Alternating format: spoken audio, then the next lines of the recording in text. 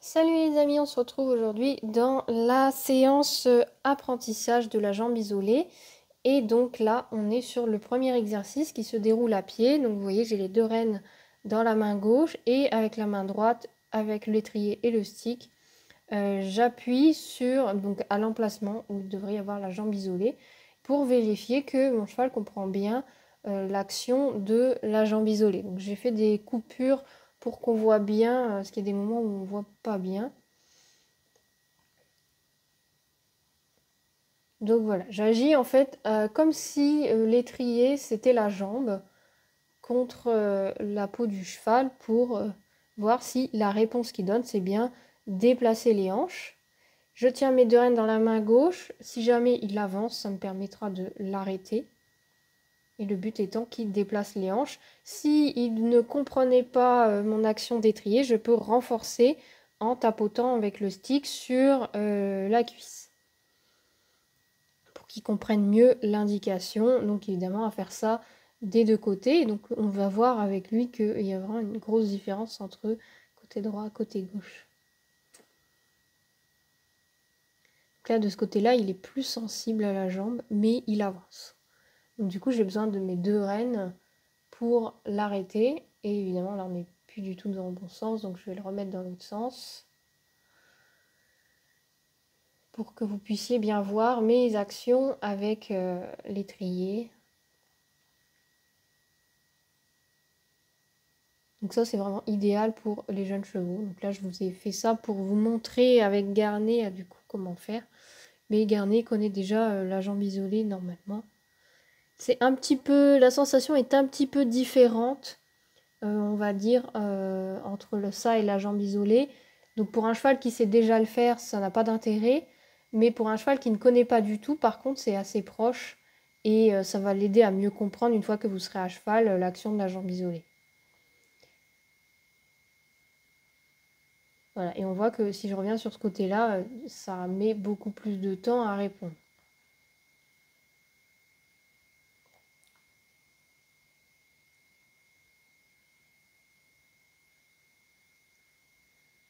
Voilà, le but est juste d'avoir, la réponse étant d'avoir les postérieurs qui chassent sur le côté. Que les postérieurs croisent ou pas, c'est pas très important pour l'instant. On veut juste que le cheval chasse les hanches d'un côté et de l'autre,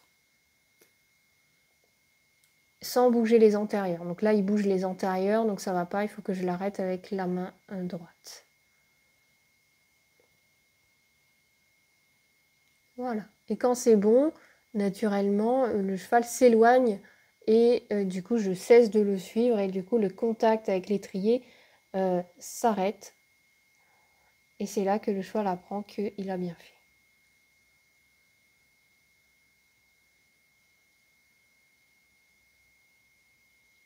Voilà, donc ça c'est le premier exercice à pied qui permet donc au jeune cheval de comprendre ce que vous attendez de lui. Ensuite, on est sur le deuxième exercice qui consiste à doubler dans la largeur, arrêter face à la lisse, jambe droite isolée, on chasse les hanches. Donc là, vous voyez que moi, il a bougé un peu les antérieurs, mais il était pratiquement sur place. Donc le but étant que le cheval chasse que les hanches et qu'il garde les antérieurs au même endroit. Les antérieurs peuvent se lever et se poser, mais en restant au même endroit. Et donc moi, comme j'ai un côté qui est ouvert, du coup j'ai coupé un peu la vidéo pour vous montrer tous les doublés dans ce sens-là.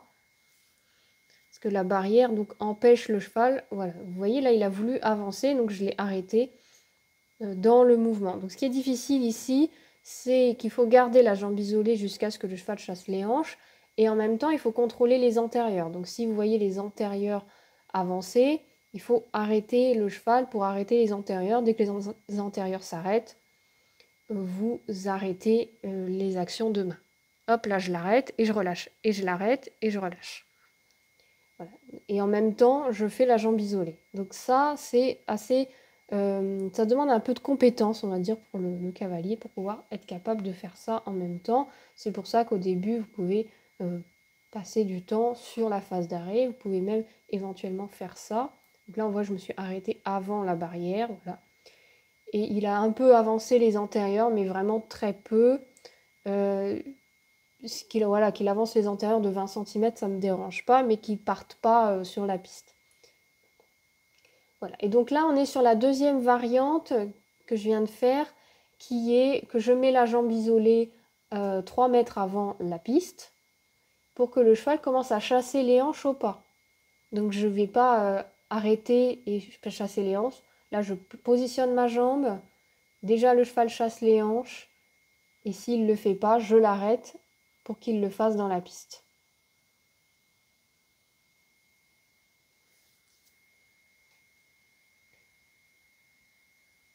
Donc la même chose, je vais positionner ma jambe.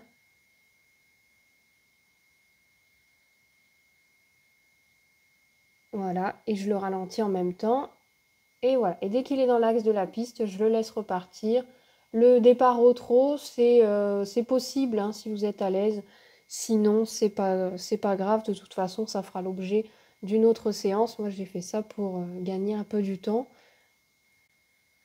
Donc maintenant, on est sur le troisième exercice, un exercice dirigé au trot et au galop sur un enchaînement précis.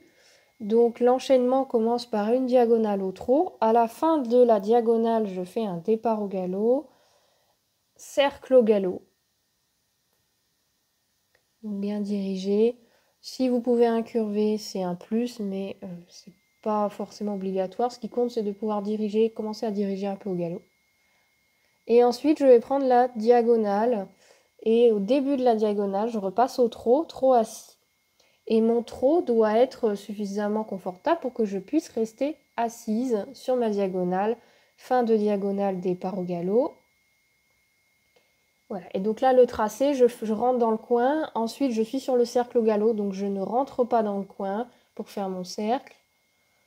Un cercle bien rond. Ici, je ne rentre pas dans le coin. Et par contre, après, je rentre dans le coin, puisque je quitte le cercle, je reprends la piste. Et je prends la diagonale, je repasse au trot. Trot assis. Un trot qui soit confortable au trot assis, même si... donc le but étant de travailler la transition du galop vers le trot, que ce soit une transition assez nette, que vous puissiez vous asseoir tout de suite dans le trot sur la diagonale.